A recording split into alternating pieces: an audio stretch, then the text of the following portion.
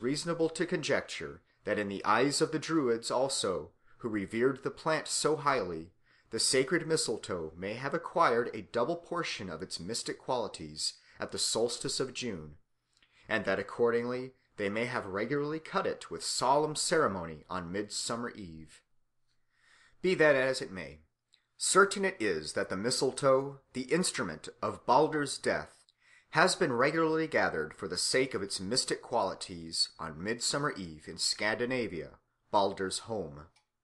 The plant is found commonly growing on pear trees, oaks, and other trees in thick, damp woods throughout the more temperate parts of Sweden.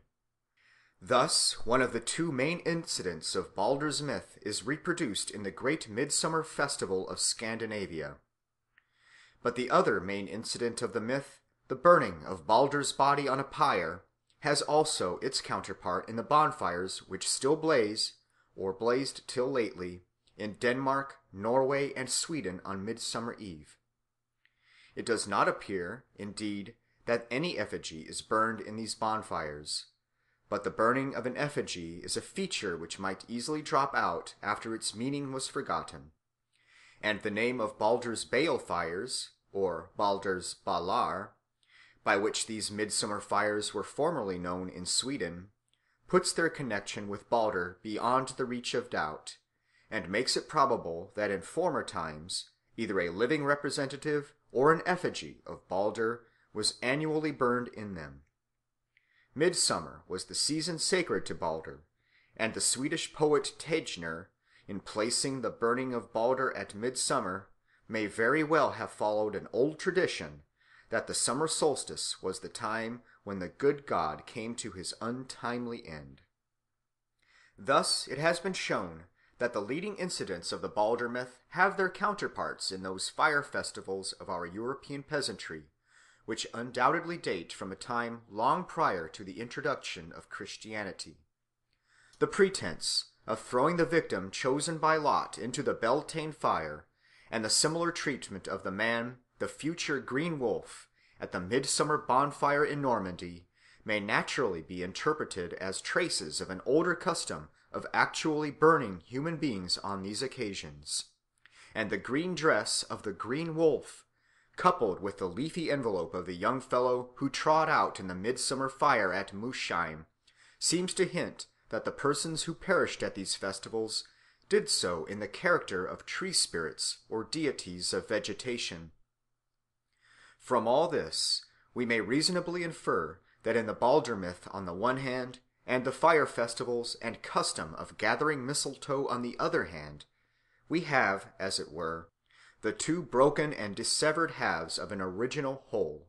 In other words, we may assume with some degree of probability that the myth of Baldur's death was not merely a myth, that is, a description of physical phenomena in imagery borrowed from human life,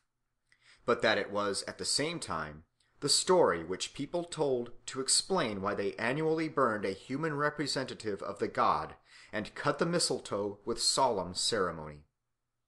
If I am right, the story of Baldur's tragic end formed, so to say, the text of the sacred drama which was acted year by year as a magical rite to cause the sun to shine, trees to grow, crops to thrive, and to guard man and beast from the baleful arts of fairies and trolls, of witches and warlocks.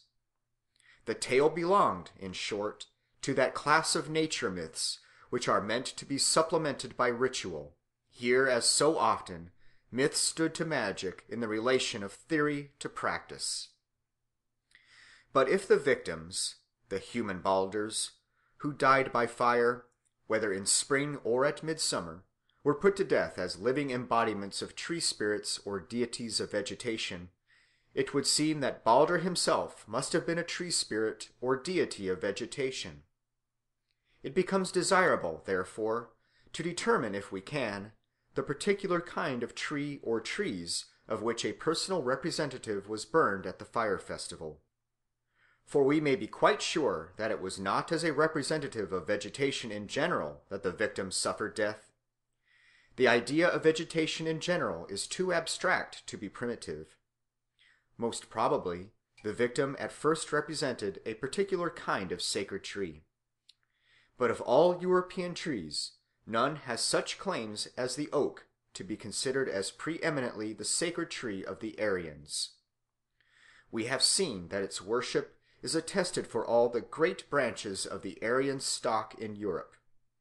Hence we may certainly conclude that the tree was venerated by the Aryans in common before the dispersion, and that their primitive home must have lain in the land which was clothed with forests of oak. Now, considering the primitive character and remarkable similarity of the fire festivals observed by all the branches of the Aryan race in Europe, we may infer that these festivals form part of the common stock of religious observances which the various people carried with them in their wanderings from their old home. But, if I am right, an essential feature of those primitive fire festivals was the burning of a man who represented the tree spirit. In view, then, of the place occupied by the oak in the religion of the Aryans, the presumption is that the tree so represented at the fire festivals must originally have been the oak. So far as the Celts and Lithuanians are concerned, this conclusion will perhaps hardly be contested. But both for them and for the Germans, it is confirmed by a remarkable piece of religious conservatism. The most primitive method known to man of producing fire is by rubbing two pieces of wood against each other till they ignite, and we have seen that this method is still used in Europe for kindling sacred fires such as the need fire, and that most probably it was formerly resorted to at all the fire festivals under discussion. Now it is sometimes required that the need fire, or other sacred fire, should be made by the friction of a particular kind of wood,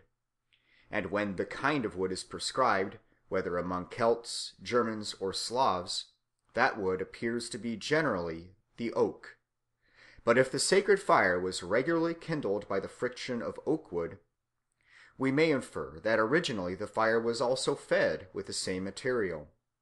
In point of fact, it appears that the perpetual fire of Vesta at Rome was fed with oak wood,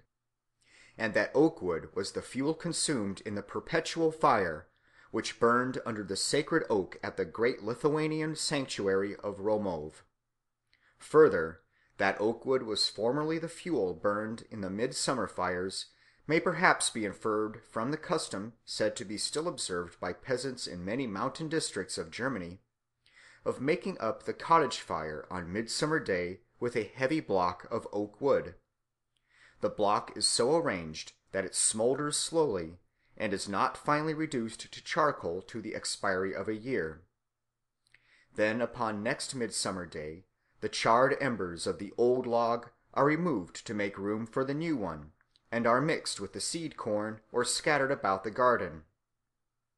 This is believed to guard the food cooked on the hearth from witchcraft, to preserve the luck of the house, to promote the growth of the crops, and to keep them from blight and vermin.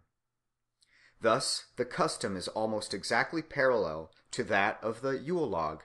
which in parts of Germany, France, England, Serbia, and other Slavonic lands was commonly of oak wood.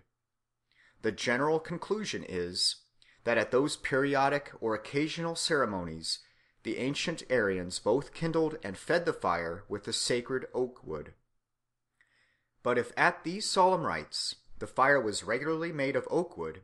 it follows that any man who was burned in it as a personification of the tree spirit could have represented no tree but the oak. The sacred oak was thus burned in duplicate.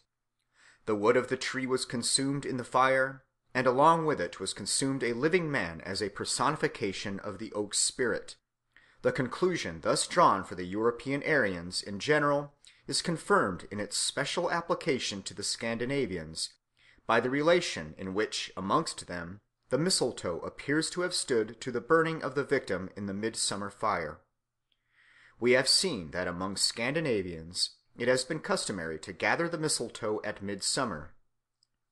But so far as appears on the face of this custom, there is nothing to connect it with the midsummer fires in which human victims or effigies of them were burned.